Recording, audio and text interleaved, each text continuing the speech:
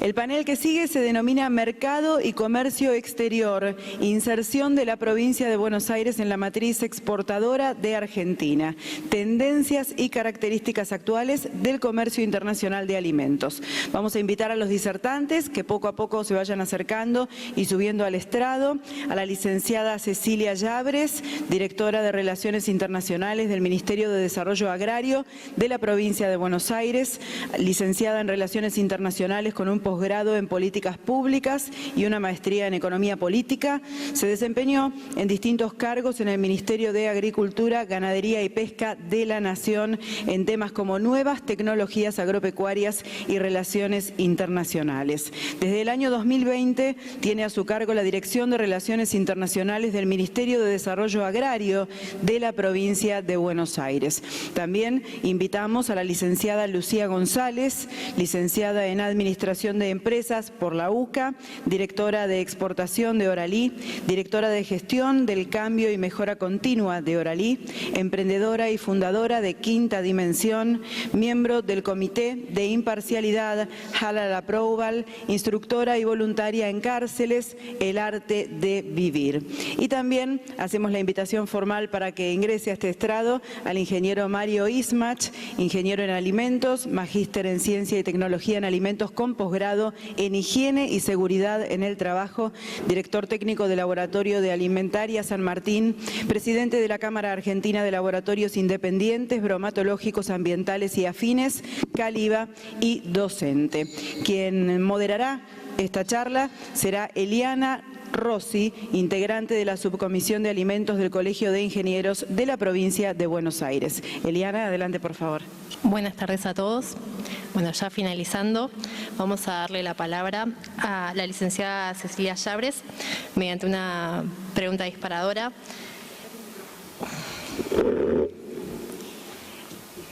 El desafío de crecer, entre otros, es consolidar la elección de nuestros productos en los mercados internacionales y ganar nuevos mercados a través del comercio exterior. ¿Cómo es posible? ¿Cómo hace una pyme para ofrecer los productos fuera de las fronteras de nuestro país? Antes que nada, agradecer a los organizadores del Congreso por la invitación, por hacernos parte e invitarnos a estar. Es una pregunta súper relevante y bien disparadora de aquello que habíamos preparado para compartir en el marco del Congreso. Como ustedes saben, la provincia de Buenos Aires es una provincia muy grande, ¿sí? Estamos hablando de una provincia que tiene más de 300.000 kilómetros, 135 municipios. Es una provincia que explica el 35% del PBI nacional, y de lo que exporta la Argentina, el 39% sale de la provincia de Buenos Aires. Tiene una matriz productiva fuertemente diversificada, muchísima presencia de productos agroindustriales y pesqueros, y también muchísima presencia de entramado industrial. Gran parte del entramado industrial de la Argentina está radicado en la provincia de Buenos Aires. En el caso particular de las pymes, y miro a la colega que me acompaña de Oralí, y de las empresas y de las pupas, digo, una de las particularidades que tienen este sector en particular, el de alimentos, es que por un lado, para mí siempre tienen como este gran aporte. Por un lado son los que están elaborando los alimentos y las bebidas, ¿sí? Desde ya de per se es bastante relevante el producto que están elaborando. Pero al mismo tiempo, si yo como bonaerense, como ciudadano, como argentino, quiero ir y comprar algo para comer, necesito tener un ingreso para poder hacerlo. Y las pymes y las empresas, y en particular las de alimentos, son grandes generadoras de empleo. 4 millones de personas trabajan en distintos puestos vinculados a la industria de alimentos y agroindustria. Es decir, es muy relevante el peso que las industrias del sector tienen en materia de generación de empleo. Y yendo más a la pregunta disparadora que vos nos hacías, es interesante que miremos cómo es la matriz exportadora que hoy tiene la Argentina, que replica bastante en lo que es la matriz exportadora de la provincia de Buenos Aires. Argentina en estos últimos años exportó más o menos, aproximadamente, más o menos, por 88.800 millones de dólares, ¿sí? Y eso, si nosotros estamos hablando de lo que es la matriz exportadora, nos estamos preguntando qué se exporta, es decir, qué se produce para exportar, quién lo exporta y hacia dónde se exporta. Cuando uno mira esa matriz productiva, uno encuentra que cerca del 30% lo explican las manufacturas de origen agropecuario, donde nosotros incluimos en ese cómputo alimentos y bebidas. Seguido por los productos primarios, esos productos derivados del agro. Y por ahí después aparece en un tercer lugar las manufacturas de origen industriales. Y casi con un 10% nos empezamos a encontrar en estos últimos 5 años una presencia creciente de productos derivados de la matriz más energética, litio, minerales, combustible.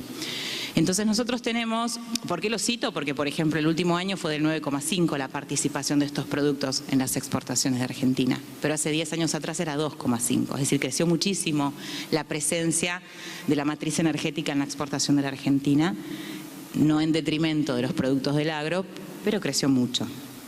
Entonces nos encontramos una matriz que estos datos que yo los tiro muy así, nos dan una foto de qué se está produciendo y qué se está exportando. Y nosotros nos encontramos con un país y una provincia en donde el sector agropecuario y el sector agroindustrial sigue siendo la columna vertebral de lo que la Argentina produce y exporta. Tenemos un crecimiento de una región más patagónica, tenemos un estancamiento de las manufacturas de origen industrial, que también habla, si queremos, de una primarización de nuestras exportaciones. Entonces hoy tenemos, y el otro día lo hablábamos con unos compañeros y unos colegas y decíamos, es real que pareciese estar más diversificada nuestra matriz exportadora, porque de repente aparecen productos que antes no estaban, litio, gas y combustible, pero que sigue siendo fuertemente primarizada. Y nos pasa lo mismo cuando empezamos a mirar los destinos de nuestras exportaciones, en donde por ahí Brasil es como el socio estrella que nosotros tenemos, es el principal socio comercial que tiene la Argentina y la provincia de Buenos Aires. Y lo particular de ese mercado es que a Brasil, por ejemplo, van, si nos corremos de los autos y todo lo derivado de la industria automotriz, muchísimo alimento elaborado por pymes de la provincia de Buenos Aires. Van lácteos, van mieles, van dulces. Después tenemos mucha relevancia de mercados como China para la Argentina y para la provincia de Buenos Aires. Donde más y principalmente va nuestra carne, que es el principal destino de exportación de carnes. Tenemos un crecimiento de muchos países del sudeste asiático en el consumo de maíz. Tenemos como muy segmentarizado las exportaciones nuestras por destino. Pero lo que es interesante que nosotros pensemos y discutamos y se genere un debate es qué está pasando con este comercio internacional de alimentos, cuáles son las tendencias y cómo nos podemos nosotros insertar desde algún lugar ahí. Nosotros hoy nos encontramos con un mundo complejo en materia de comercio internacional. En particular, nos vamos a encontrar con un mundo donde por un lado vos tenés una proliferación de acuerdos de libre comercio. Uno lee el diario y todo el tiempo se firman acuerdos de libre comercio, como el que firmó el Mercosur con la Unión Europea, como el que Mercosur está próximo a concretar con Ecuador. Proliferan todo el tiempo. Pero es al mismo tiempo un mundo que se vuelve mucho más proteccionista para el comercio, en particular de alimentos y del sector agropecuario, que suele ser un sector fuertemente protegido. Entonces te encontrás con, por ejemplo, un país como Estados Unidos que a principio de año juega con los aranceles arbitrariamente, generando un desbarajuste en el comercio y en lo que venía sucediendo. Te encontrás con bloques como la Unión Europea, que por cuestiones ambientales o sanitarias o más sociales, establecen ciertas normativas que a veces terminan funcionando como barreras para el comercio. Entonces te encontrás un mundo en el cual proliferan los acuerdos de libre comercio, al mismo tiempo que prolifera el proteccionismo, con una característica: el multilateralismo está en su momento más débil, si se quiere. Entonces, de repente cada país puede hacer lo que quiera sin que pase nada, sin que haya ningún tipo de control de alguna manera. Entonces se vuelve todo mucho más arbitrario y más complejo para los países que queremos vender alimento. Esos flujos que empiezan a funcionar distinto y que empiezan a generar una competencia nos llevan a que nosotros tengamos que distinguirnos en lo que le estamos vendiendo al mundo. Todos van a salir a vender comida, todos están vendiendo lo mismo, tenemos que diferenciarnos, se genera mucha disputa por los mercados. Es un mundo en el cual, aparte, nuestros principales compradores y las potencias del mundo, de alguna manera, tienden a lo que es la seguridad alimentaria. Entonces, antes vos, para ser potencia, tenías que ganar algunas guerras y tener un super ejército, pero hoy, tener tu seguridad alimentaria es un elemento más que a vos te define como potencia. o como país desarrollado o como país del centro. Entonces vos te encontrás bloques como la Unión Europea o China o Estados Unidos que están tendiendo a garantizar su propia seguridad alimentaria. Entonces lo que empiezan a comprarte es lo más básico que vos le podés vender para ellos generar su propia comida en su propio lugar y su propia proteína. Entonces ya incluso nos pasa con China, que nos puso un cupo de cuota de carne que vos le podés vender. Hasta ahí. Después vendeme soja, que yo alimento mi vaca y como mi carne. Eso es un mundo en el cual nosotros hoy estamos viviendo. Entonces, hay que también pensar que eso hace que uno tenga que buscar muchísimo más ese mercado de nicho y diferenciarse muchísimo más. Es un mundo que aparte está fuertemente sujeto a vaivenes políticos y a cuestiones de geopolítica como nada. Sucede una guerra entre Estados Unidos e Irán y de repente la logística y todo el barullo que eso implica en el comercio te impacta también. Parece un panorama difícil, pero también genera mucha oportunidad, sobre todo en países como los nuestros, con la cultura y la tradición que nosotros tenemos de industriales que trabajan y de calidad en la elaboración de alimentos. Este es un mundo en el cual la dieta se va haciendo cada vez más occidental. Es así, en países de Asia cada vez van adquiriendo más hábitos alimenticios como los que nosotros producimos. Esa es una oportunidad que nosotros tenemos. Es un mundo que en el marco de esta complejidad, y yo estoy describiéndolo muy a grandes rasgos porque veo que el tiempo me va corriendo, entonces no estoy profundizando en cada característica, pero a todos nos debe haber quedado claro que el mundo se está haciendo más complejo para el intercambio de alimentos. Se vuelve muy relevante la certificación, la trazabilidad. Se vuelve muy importante saber, no es tanto qué voy a comer, sino quién está haciendo esto que voy a comer, cuál es el productor que está atrás de esto. Hay todo un público que está queriendo saber eso. Y ahí nosotros tenemos muchísimo para aportar. Uno recorre las pymes de la provincia de Buenos Aires, a mí se me pone la piel de gallina cuando lo menciono, porque cada pyme que uno recorre, y seguro que ella de Oralí lo va a saber también, hay una familia atrás de esa pyme. Hay un inmigrante que llegó y que armó eso hace 70 años atrás y fue comprando la maquinita de la maquinita y lo armó. Hay algo que si nosotros sabemos como argentinos de producir alimentos es toda la historia que viene atrás de las manos que están haciendo ese alimento. Entonces a mí me parece que ahí, lo veía también en la ronda, con cuántas empresas de servicio hay ahora proliferando, en yo te doy el servicio de te certifico, te hago la trazabilidad y muestro quién está atrás de este producto que vos vas a consumir.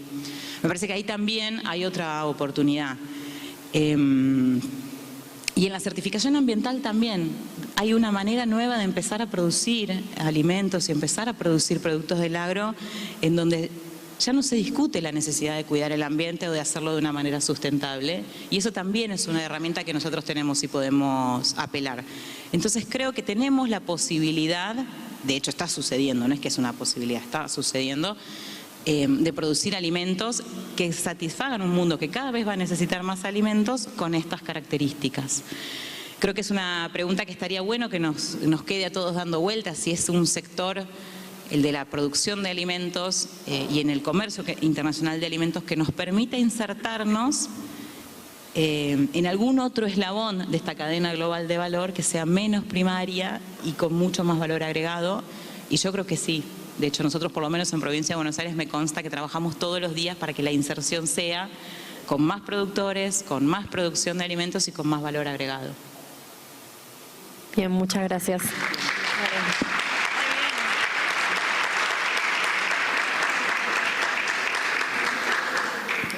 Bien, continuamos con la licenciada Lucía González, integrante del área de comercio exterior de Pastas Oralí. Y mi pregunta es, desde la experiencia de una pyme como Pastas Oralí, ¿cómo se hace para analizar nuevas posibilidades de negocio fuera de nuestro país? ¿Qué desafíos debemos afrontar y cuál es el camino a recorrer? Bien, muy buena pregunta. Yo voy a hablar justamente de la mentalidad exportadora y de todos los desafíos que nos tocó atravesar en Oralí para llegar a estar vendiendo en Arabia Saudita, en Dubái, abriendo mercados en Estados Unidos y también ahora estamos en tratativas con Israel. Así que todo lo que dijo Ceci, estaba ahí escuchando muy atentamente y es tal cual. Bueno, ¿me puedo parar? ¿Es posible? Por supuesto. ¿No hay problema? Bueno. A ver, esto se pasa así, ¿no? Ahí va.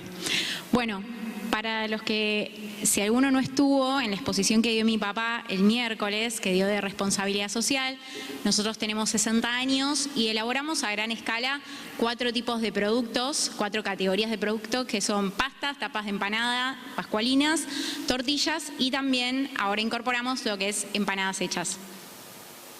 Bueno, nosotros veníamos de un historial de Oralí que éramos los anti-exportadores, o sea, la verdad que nos había pasado de todo. Habíamos mandado la mercadería y había llegado hasta podrida. Mandamos también a Estados Unidos varias veces y no nos pagaron.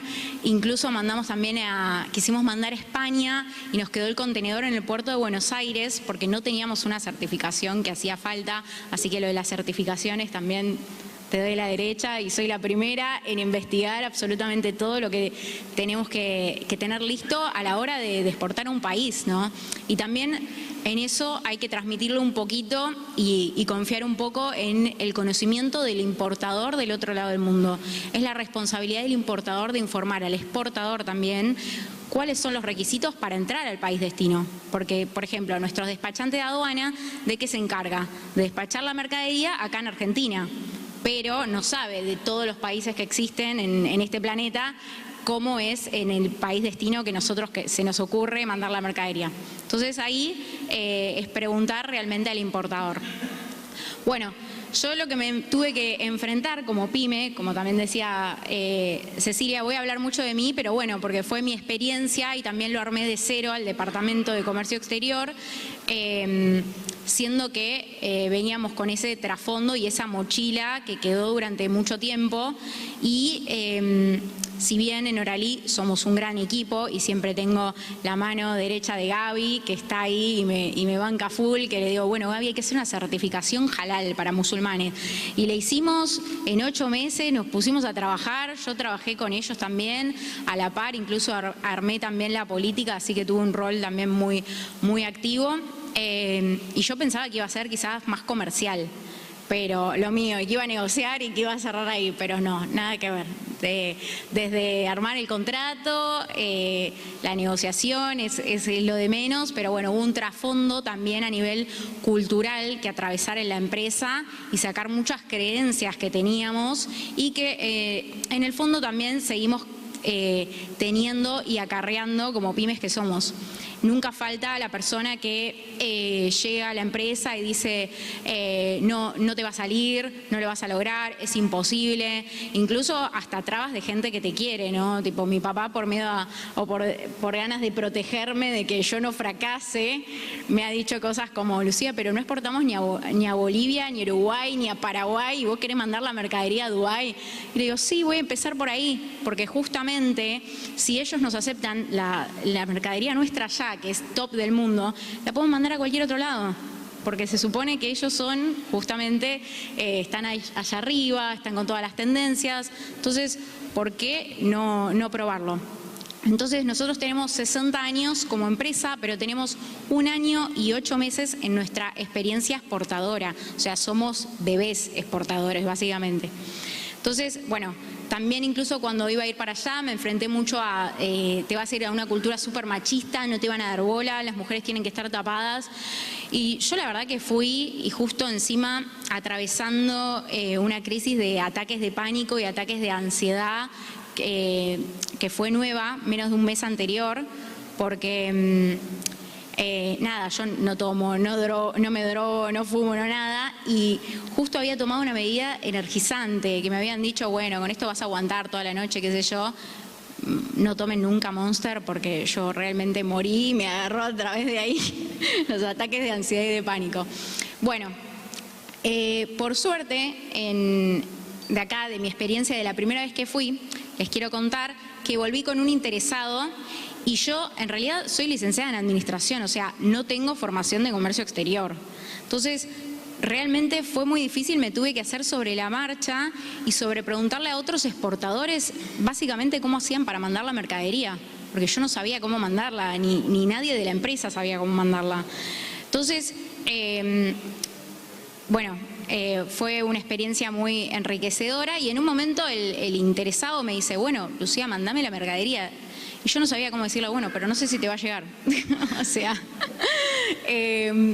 y bueno, fue un camino que atravesamos y en septiembre de 2024 digo, bueno, ya está, ya nos pagó, ya hizo todo, no tenemos más excusas, se la tenemos que mandar. Así que mandamos por primera vez la mercadería a Dubái, llegó todo perfecto. Al día de hoy ya le mandamos 7 veces a ese cliente de Dubái.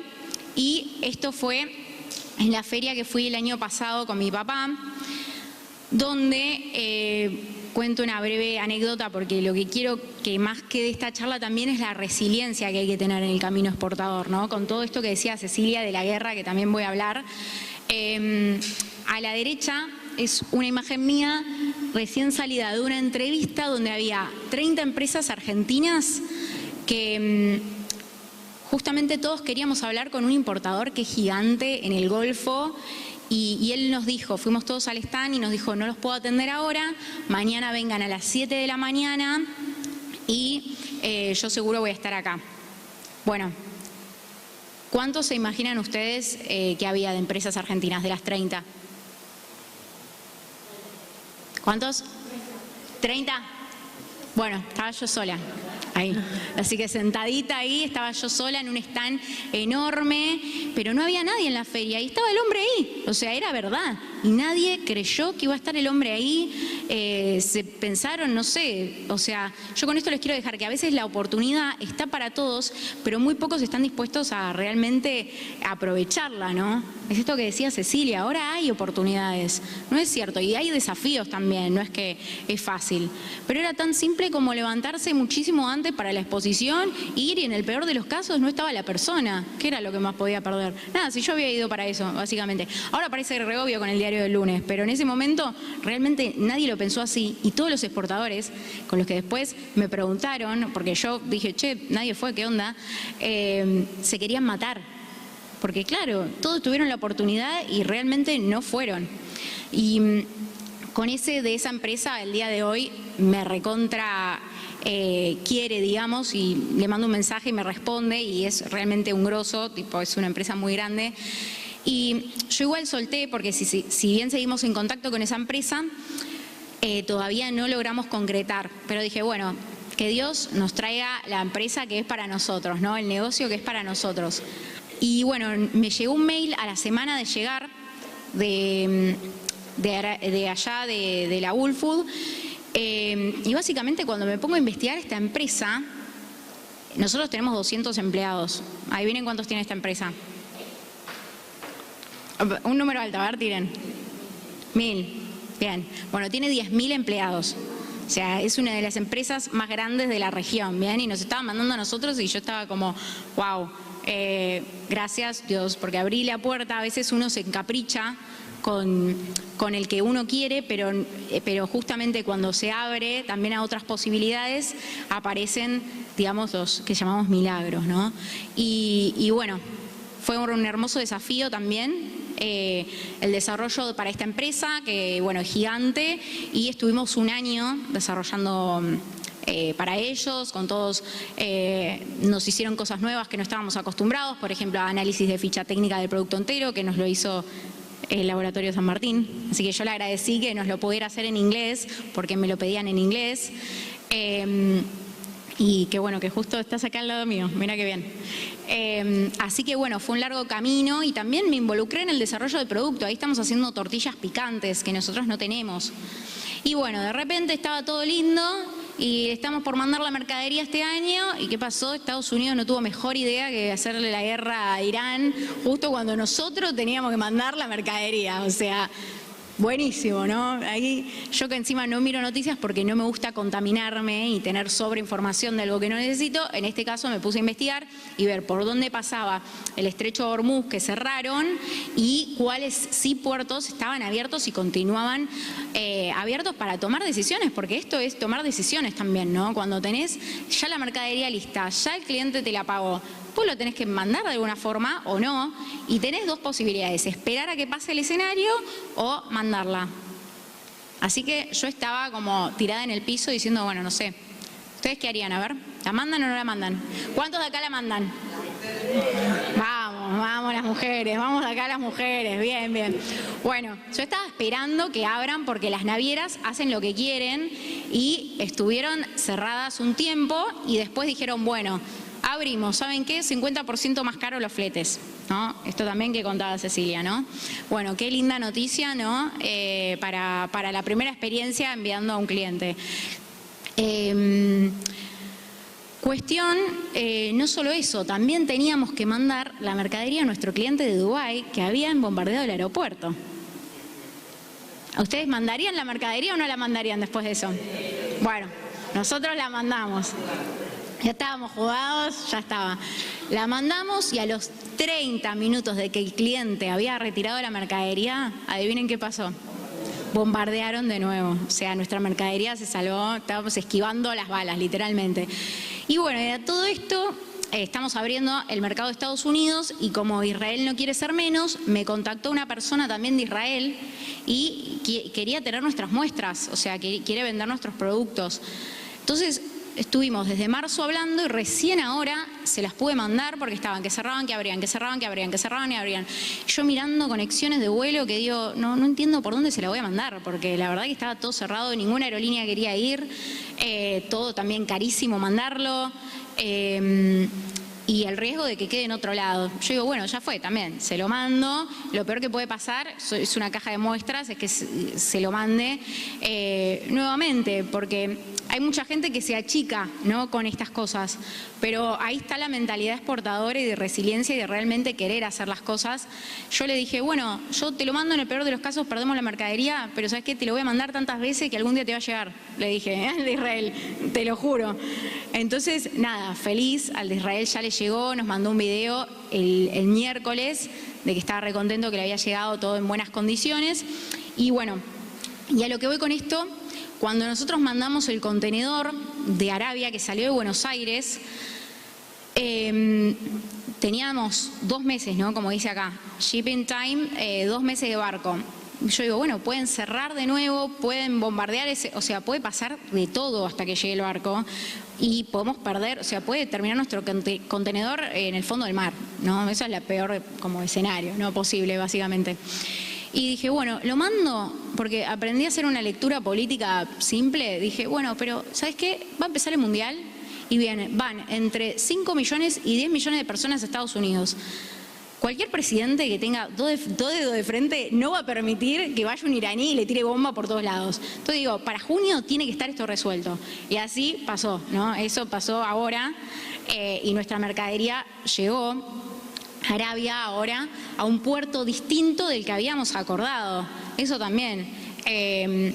Llegó a otro puerto de Arabia, ¿no? Y decirle al cliente, che, mirá, la verdad que no llegó al puerto que dijimos, está todo colapsado. ¿Por qué? Porque por esto de que está el estrecho de Hormuz cerrado, van todos por otro. Entonces, bueno, en la vida a veces nos toca esto de tomar riesgos, aunque sea en una exportación, y también estudiados, ¿no? No al tuntún, sino que uno también se prepara y empieza a investigar y ver qué riesgo tiene cada cosa. Y bueno, si funciona estamos todos contentos y si no funciona, la verdad es que, bueno, al menos lo intentamos y en otra vez va a salir. Es como medio eso, por lo menos el pensamiento que aprendí yo en Oralí y que también trato de transmitir a nuestro equipo, ¿no? Que siempre también está ahí, me pregunta, che, Lucía, ¿qué pasó con la carga? ¿Llegó? ¿No llegó? Así que bueno. ¿Y de dónde creen que nace el proceso de exportar para ustedes? ¿Chan, chan? Bueno, para mí personalmente nace de una decisión, ¿no? De la decisión de exportar y de estar comprometido básicamente con esa decisión y que pase lo que pase, que bueno, que lo vamos a atravesar, porque esos son los desafíos que uno tiene como exportador. Si no, lo haría todo el mundo, ¿o no? Sería muy fácil. Y también adecuar el producto al país destino, conseguir todos los análisis correspondientes, no sé, hubo una infinidad de cosas que tuvimos que hacer, que a ustedes les va a encantar saber y que le pueden preguntar a Gaby, pero bueno, yo no me quería explayar mucho en eso. Y en este camino, al menos yo me llevo de dar esto del 100% y seguir ahí a pesar de que las situaciones sean adversas, ¿no? Yo soy practicante de parkour, no sé si algunos saben lo que es la disciplina. ¿Bien? Esto es acá en Mar del Plata. Bueno, y a veces el parkour tiene eso, vos saltás y no sabés si te vas a golpear, ¿no? Si vas a llegar realmente. Pero venís preparándote, es como venís preparándote tanto tiempo que algún día vas a tener que dar el salto y puede ser que tengas el riesgo de golpearte, pero te podés levantar de nuevo y volver, seguramente. Y si no, bueno, nada. elección de vida. Yo personalmente, la resiliencia es algo que trabajo mucho y que también, como bien mencionaron, soy voluntaria de cárceles y yo voy a la cárcel realmente dispuesta a morir. O sea, yo digo, bueno, a alguno le agarra la loca y realmente me puede hacer algo. O sea, es la verdad. De hecho, una semana antes de que fui a la cárcel de mujeres, una le había clavado una lapicera a la otra en el cuello. Pero uno va también con otra energía, con otra impronta, y les va a regalar una sonrisa a esa gente que realmente es preso de la ignorancia y tiene tan poco que ni siquiera tiene libertad, ¿no? Que están privados de su propia libertad. Y con esto quiero decir de que la vida es por lo menos para mí, es un poco eso, estar dispuesto a fallar en el camino para también encontrar otras cosas que nos dan más sentido, nos hacen sentir mejor con nosotros. Y bueno, entender que en el fondo todos de alguna manera somos lo mismo. O sea, yo cuando voy a la cárcel no me siento más que las personas que están ahí. Porque yo digo, bueno, seguramente si yo hubiera nacido en las condiciones nefastas que nacieron estas personas, yo no tengo garantías de no ser igual.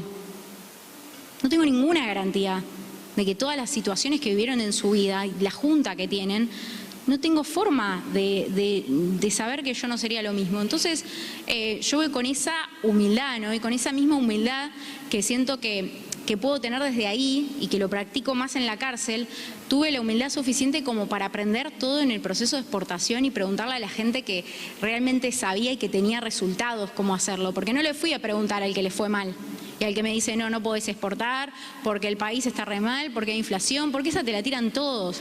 Y yo estoy cansado de eso. Cuando vienen a decir, yo me voy media vuelta o hago que los escucho, en realidad pongo silenciar y sigo, porque uno realmente cuando tiene el norte claro va a buscar la información que le sirve para llegar al objetivo. Si no, información y excusas para no hacerlo hay por todos lados, ¿o no? Las cosas. Si no, ustedes tampoco se hubieran recibido de ingenieros, que son todos, imagínense. Así que bueno, en definitiva, cuando estás preparado para el peor escenario, estás preparado para el mejor escenario, ¿no? Esto también de gestión de riesgo. Y ustedes por ahí me pueden decir, ¿qué es esto? ¿Qué cosa? Vamos, ingenieros, un poquito más. Carbono, exactamente. ¿Y qué es esto? Muy bien, claro. Y esto es una reflexión que quiero mostrarles de que muchas veces el diamante, nuestros objetivos, las cosas que queremos en la vida, nuestra vida ideal, nuestra mejor versión, claro, la tenemos ahí, es algo que queremos todos, pero en definitiva, muy pocos están dispuestos a atravesar la presión, las temperaturas extremas y el tiempo que tuvo el carbono en convertirse en diamante. Así que bueno, muchísimas gracias a todos por el tiempo y también quiero aprovechar, gracias. Quiero aprovechar mis 40 segundos que me quedan para agradecerle a Gaby, que bueno, es nuestra persona de calidad, de producción, de costos, de, no sé, jefe de mantenimiento, de limpieza, o sea, él se carga todo, nunca dice que no a nada. La verdad que es una persona increíble e invaluable para Oralí, así que bueno, espero que todos tengan el placer de tener un Gaby en su vida. Muchas gracias.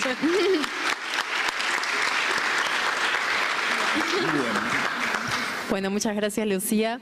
Para continuar y finalizar con este panel de mercado y comercio exterior, le damos la palabra al ingeniero Mario Ismash mediante una pregunta disparadora. ¿Cuáles son las exigencias de los mercados internacionales y de qué modo garantizo que en mi producción el cumplimiento de las mismas? Bueno, primero buenas tardes, gracias al Colegio de Ingenieros por invitarnos a participar en esta ronda. El desafío que hay es lo que planteaban antes, que hay que saber qué quiere el comprador. Que no siempre, uno dice, yo estoy acostumbrado que elaboro el alimento que se vende en mi mercado y tiene aceptación. O a veces ocurre que, como hay argentinos desparramados por todo el mundo, dice, yo que me afinqué acá y consumía este alimento que fabricaba el de la pyme que estaba cerca, ¿por qué no lo importo y lo vendo en mi comunidad de argentinos? Hasta ahí todo bien, pero después resulta que el productor se encuentra con algunas barreras, como por ejemplo, el rotulado nutricional que yo le puse acá, que no me lo controló nadie, cuando llegue al mercado comprador, a lo mejor me lo controlan. Entonces tengo que hacer esa verificación. Después tengo otro tipo de, digamos, tenemos una primera complicación, que es que hay un cambio de paradigma en la seguridad alimentaria. Cuando ingresa un alimento a la Argentina, ingresa en la primera parte, confianza administrativa. Viene con un certificado de origen, ese alimento está aprobado en un país con un grado de seguridad alimentaria equivalente al nuestro y normalmente no le hacen ningún control de análisis. Cuando nosotros vamos a exportar, o las empresas nuestras van a exportar, el comprador solicita que haya evidencia científica robusta que avale la calidad del producto. No le alcanza que nosotros tengamos un sistema de calidad o un código alimentario equivalente al de ellos, porque nuestras políticas de vigilancia no son equivalentes a las de ellos. Y ahí es cuando nos dicen, bueno, tenemos que proveer evidencias para que ese mercado lo acepte. Cuando ustedes fueron a su potencial cliente, él les dijo, en principio tiene que ser halal. Y ustedes dijeron, ups, acá nadie nos lo pidió. Eso lleva a un desafío. Es una barrera más, pero no es una barrera infranqueable. Lo que hay que hacer es satisfacer esa demanda o esa barrera que está colocando ese potencial comprador. A veces nos dicen, necesitamos interpretar qué es lo que está pidiendo el comprador, porque a veces pide cosas que son comunes en su legislación, en sus usos y costumbres, y no son tan habituales para nosotros. Ha pasado hace unos prepandemia, hubo una potencial venta de carne por alrededor de $100 millones a Rusia, y Rusia pidió que tuviera un certificado del laboratorio acreditado ISO 17025, que dentro de un rato voy a dar un poco más de detalle de esto, que tuviera acreditado un protocolo de análisis que acreditara la ausencia de un determinado antibiótico que acá no se usa.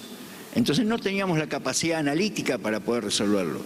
Y los negocios son más o menos perentorios. Viene el comprador y dice, quiero comprar esta cantidad, pero necesito que esté el certificado, si no, no acepto el embarque.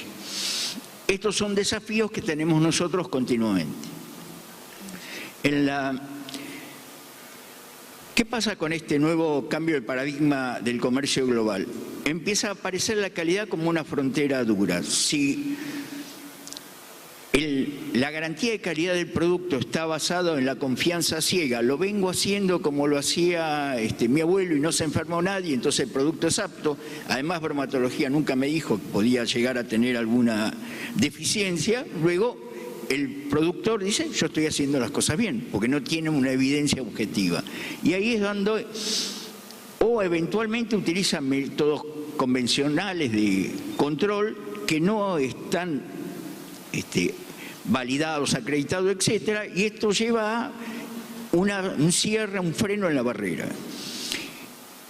Si hay evidencias que sean demostrables que el producto cumple con los estándares solicitados, esa barrera se levanta, pero no alcanza con las promesas locales. Eso tiene que tener una evidencia proveniente de resultados del laboratorio acreditado internacionalmente. Normalmente, y en el usos y costumbres de nuestro mercado, hacer los controles de calidad previo es un costo, pero que ese costo va a chocar con las barreras comerciales duras, como por ejemplo la exigencia de la FDA, que produce el rechazo inmediato cuando los resultados analíticos que avalan el producto no provienen del laboratorio acreditado del 17025. Es más, en Estados Unidos hay una regla LAFF, que es Laboratory Accreditation for Analysis of Food, que exige el uso exclusivamente de laboratorios acreditados y reconocidos para responder a alertas de inocuidad y levantamiento de detenciones, el import alert. Y que si en 90 días no se levanta la interdicción, esa mercadería va a decomiso o a destrucción. En nuestro mercado son muy pocos los casos en los cuales se exige que el laboratorio emita protocolos de calidad estando acreditado el 7025. Un caso patente es el INAL habilitó una red federal de laboratorios privados para emitir certificado libre de gluten, que tiene reconocimiento oficial. ¿Por qué? Porque el laboratorio está acreditado en 7025, cumple con las normas internacionales de estándar de calidad del laboratorio. Esto lleva al abismo financiero del falso negativo. Si hay un ahorro por parte de la contratación de un laboratorio que no pueda dar previsibilidad, trazabilidad de sus resultados, ese ahorro marginal se convierte en un costo. En un costo que puede derivar el rechazo de frontera, el retiro del producto o en la destrucción de la marca. El laboratorio es el filtro técnico definitivo de su sistema de gestión. Ahorrar en el filtro es apostar al patrimonio de la empresa. ¿Cuál es el estado de la Argentina dentro del ranking de países mundiales con respecto a la infraestructura de calidad? Entonces resulta que tenemos un dato de entrada interesante, estamos en la mitad de la tabla, un poquito más arriba de la mitad, estamos en el puesto 44 global.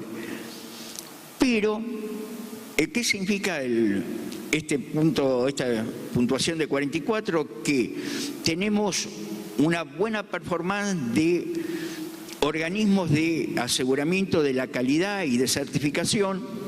El organismo argentino de acreditación tiene protocolos de aceptación, de reconocimientos mutuos con otros organismos de acreditación. Un laboratorio que esté acreditado por el OA o una empresa que tenga certificado ISO 22000 por parte del OA, de una certificadora que está acreditada por el OA, tiene abierta la barrera para poder superar esta etapa, que es la de control de calidad. Todavía no estamos en si vamos a poder exportarle a alguien que está en guerra o no está en guerra. Ese es otro condimento en los desafíos de estos negocios. ¿Cuál es el problema grave que nosotros vemos? Es una alerta de escasez. Acá ustedes ven una tabla de barras donde están mencionados los países latinoamericanos y nuestra infraestructura de calidad es la mitad de Colombia, casi un tercio de Chile, está superada por Ecuador, por Perú. Es decir, que todos estos países, ni hablar de México y Brasil, todos estos países tienen una infraestructura de calidad basada en laboratorios acreditados en 7025 porque consideraron que el negocio se sustentaba, el negocio de exportación de alimentos se sustentaba con protocolos de análisis hechos por laboratorio acreditado. Que esto no es un tema voluntario, esto es un tema de golpe, digamos. Uno manda la mercadería, no encuentra el respaldo técnico y dice, ups, no era por ahí. Pero, digamos, Colombia inclusive está un paso más adelante que nosotros porque tiene una ley nacional de calidad. Nosotros tenemos un plan nacional de calidad que funciona a los tumbos, que va durando ya varias gestiones presidenciales, lo cual no es poco en la Argentina, donde avanzamos, retrocedemos. Y acá aparece otra circunstancia interesante. Estar acreditado 17025 para un laboratorio es haber demostrado la idoneidad para emitir un protocolo de análisis con reconocimiento internacional. Pero a diferencia de la 9001, cuando se acredita un protocolo o una habilidad 17025 es un analito, o sea, un atributo de una mercadería para una determinada matriz. Entonces, si de pronto el laboratorio tiene acreditado arsénico en agua potable, no es válido para jugo de limón. Y uno dice, pero que en la ISO 9001 el laboratorio estaría certificado para emitir un protocolo de arsénico, pero ningún comprador exterior aceptaría como válido un protocolo de laboratorio que esté certificado en 9001. Va a pedir que esté acreditado el 7025.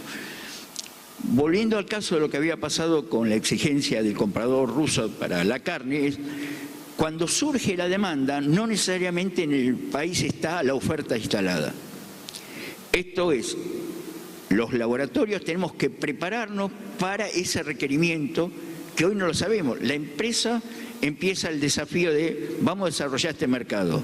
Y ahí aparece la famosa pregunta de la coca, ¿qué pretende usted de mí? Le dicen al cliente. Y ahí empezamos a retroceder. Bueno, hay temas de packaging, de sabor, de características organolépticas, etcétera.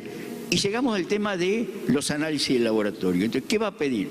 ¿Va a pedir residuos agroquímicos? No va a pedir residuos agroquímicos. ¿Va a pedir residuos agroquímicos que son de uso habitual en su territorio, pero que nosotros no tenemos? Entonces hay que desarrollar la técnica analítica.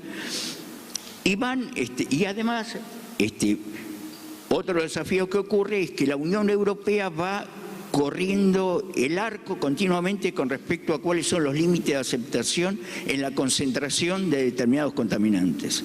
Ese tema de correr el arco continuamente significa a lo mejor tener que cambiar la tecnología de medición, el laboratorio tiene que equiparse.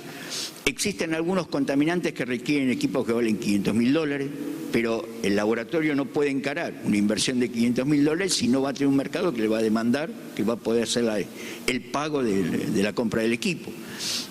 Esto nos lleva a que nosotros en este caso mío como representante de la Cámara de Laboratorios, que es una red de laboratorios, planteamos que esto es un tema de red, de sinergia entre el regulador local que dice, bueno, nosotros queremos fomentar el trabajo genuino argentino, queremos aumentar la exportación. El productor que dice, yo le pongo el pecho a la bala y salgo a vender y trato de cumplir con las exigencias de mi comprador.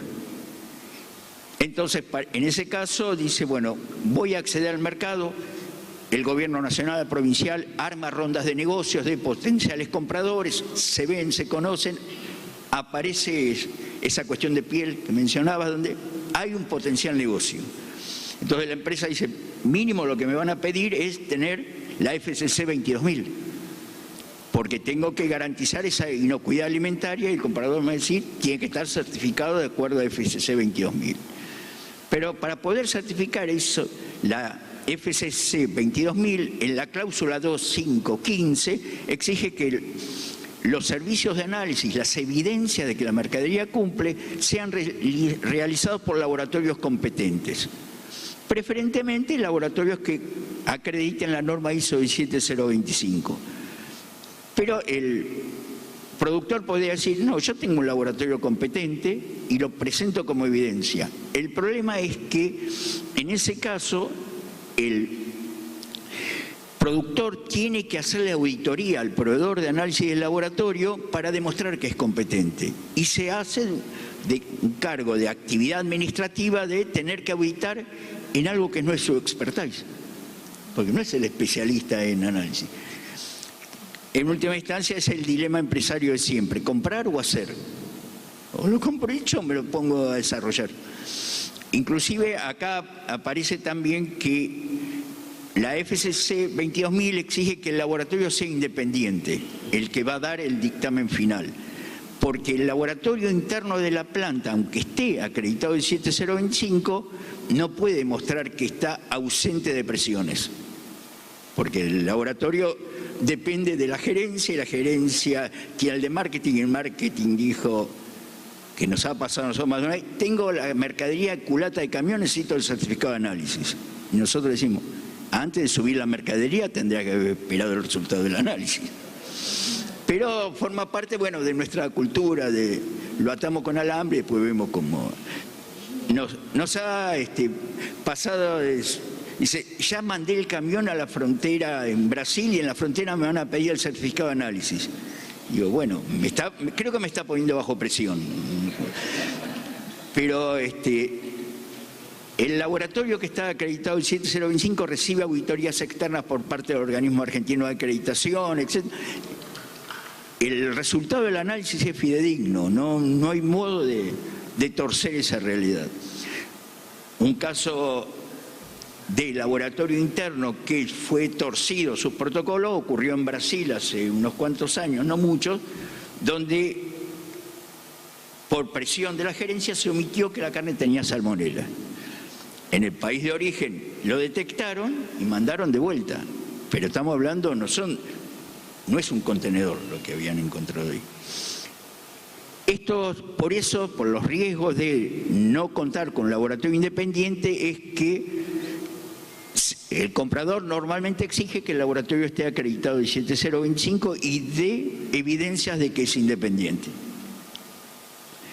¿Cuál es la diferencia entre un laboratorio certificado 9000 o 9001 o laboratorio convencional contra un ISO 17025? Primero, que los métodos para la ISO 17025 tienen que estar validados y normalizados.